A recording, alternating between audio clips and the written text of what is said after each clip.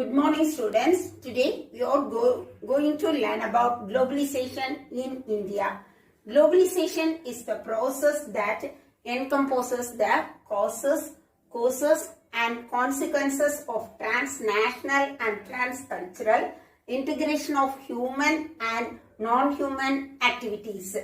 The wake of globalization was the first felt in 1990 in India and initiated the economic and liberalization plans. Since then, India has gradually become one of the economic giants of the world. Globalization in India. In India, the period after 1980 to 81 was marked by the severe balance of payment difficulties, mainly due to hike in oil price and Gulf War in 1990 to 91 and hostilities in West Asia. When the new government took over in June 1991, India had unprecedented balance of payment crisis. With the downgrading of India's credit rating by some international agencies, there was heavy flight of capital out of India. Since India lost its credit worthiness in the international market, the government mortgaged on 40 tons of gold to the Bank of England. Under these circumstances, the government for 91 to 92 presented its budget in July 1991 with a series of policy changed with the underlined globalization, liberalization and privatization. This has come to be called the India's new economic policies. The policy was strengthened when India signed the Dunkle Draft in 1994. Reforms made to adapt globalization. Abolition of industrial licensing except for few industries. Reduction in the number of industries reserved for public sector. Fixation of realistic exchange rate of rupees to exchange exports of Indian goods.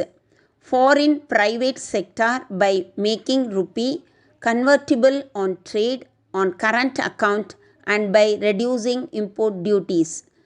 Foreign exchange regulation was suitably amended. The statutory liquidity ratio was reduced to increase lending by RBI.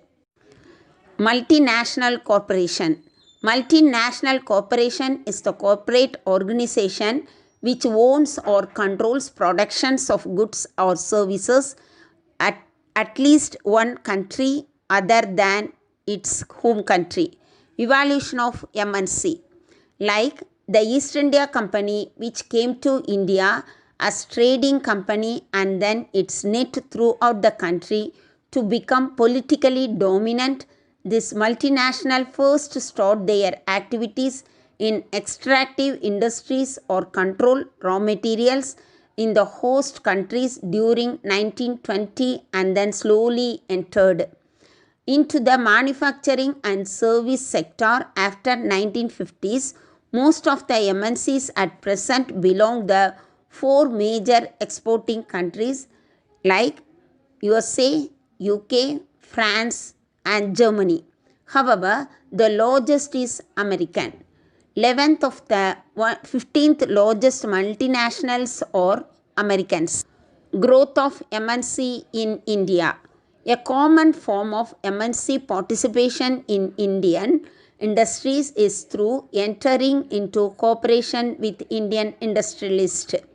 Trends of liberalization in the 1980 gave substantial support to foreign collaboration.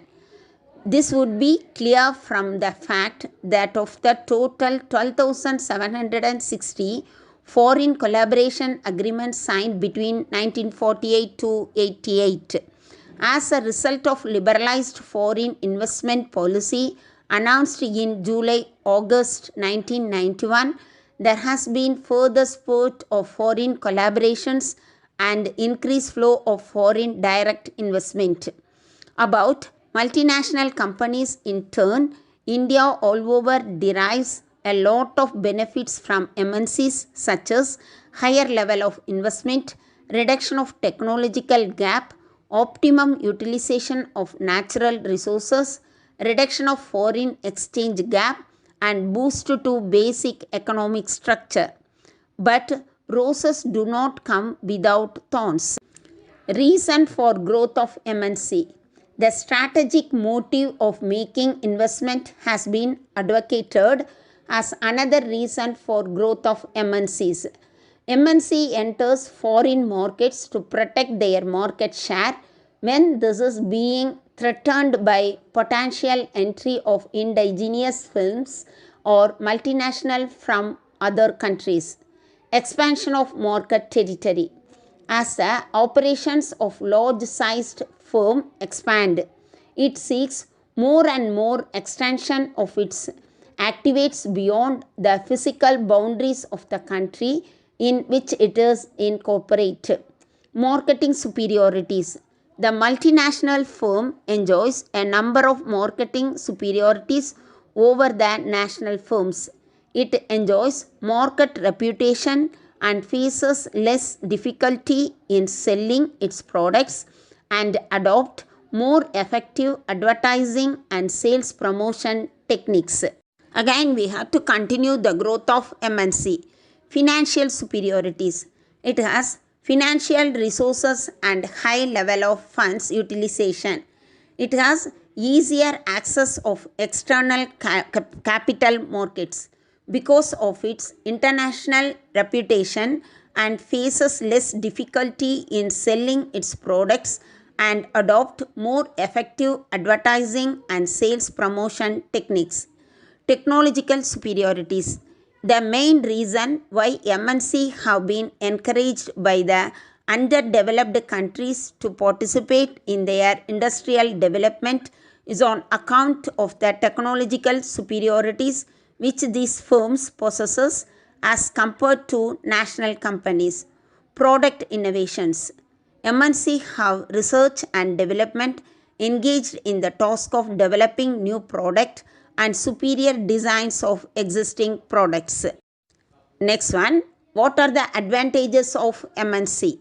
Producing the same quality of goods at lower cost and without a transaction cost.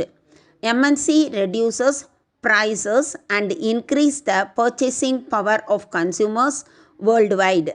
A MNC is able to take advantage of tax variation, spurring of job growth in local economies. The investment level, employment level and income level of the host country increases due to the operations of MNCs.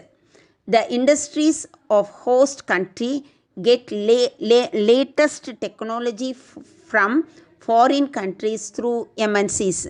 The host country's business also get management expertise from MNCs. The domestic traders and market intermediaries of the host country get increased business from the operations of the. Now we are going to learn about what are the disadvantages of MNCs. They are a way for the corporation to develop monopoly for certain products. They are also detrimental effect on the environment. The introduction of MNC into host countries' economy may also lead to the downfall of smaller and local business. The MNC breach ethical standards, accusing them to evading ethical laws and leveraging the business agenda with capital. Uncertainty. MNC often scale down the production facilities and close the operation in situation of economic uncertainty. The practice hire and fire, hence people employed in MNCs often lose their jobs. Such uncertainty may lead to the internal problems in the country. Environmental imbalances. MNC can create environment imbalances extracting natural resources and polluting the environment of host countries. Thank you, students.